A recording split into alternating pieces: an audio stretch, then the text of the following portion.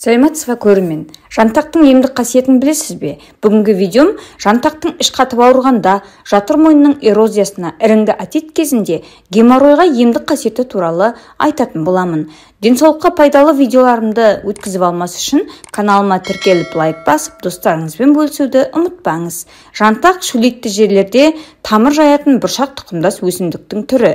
Мамандардың айтуынша, оның құрамында флавоноид, сапонин заттары, қант, илік заттар, суда еритін құрамы жөнінен алуан түрлі және күрделі саналатын органикалық заттар тобы, С, К дәрумендері, каротин, урсула қышқылы, алкалоидтар, эфир майы, бояғыш заттар және шайыр болады.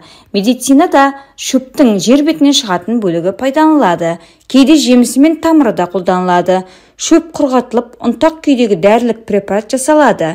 Ол зәрайдайды және қызуды басады, сонымен бірге құрғақ жөтелге қарсы ем болады. Полиартрит болса, күзде күнде кешке жантақты сөгімен қайнатып ванна қабылдау керек. Жантақтың суыққа қарсы ыстық түсіретін, жөтелді басатын, жараның аузын жиыратын, зәрайдайтын, іш қатуын болдырмайтын қасиеттері де бар. Ол геморройды да жақсы емдейді. Ем ретінде жантақтың гүлін, тамырын пайдаланады. Іш қатып ауыратындар жантақтың алдын ала кептіріліп ұсақталған тамырының 2 шай қасы ғана 1 стақан қайнаған су құйып 7 минут қайнатады.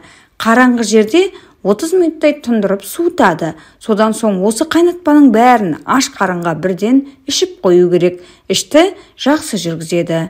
Ал жатыр мойнының эрозиясы, іріңді отит және геморрой аурулары кезінде жантақ ваннасын қабылдау керек.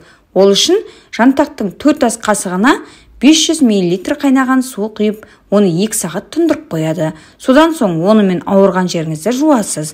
Жантақтың осындай емдік қасиеттері бар.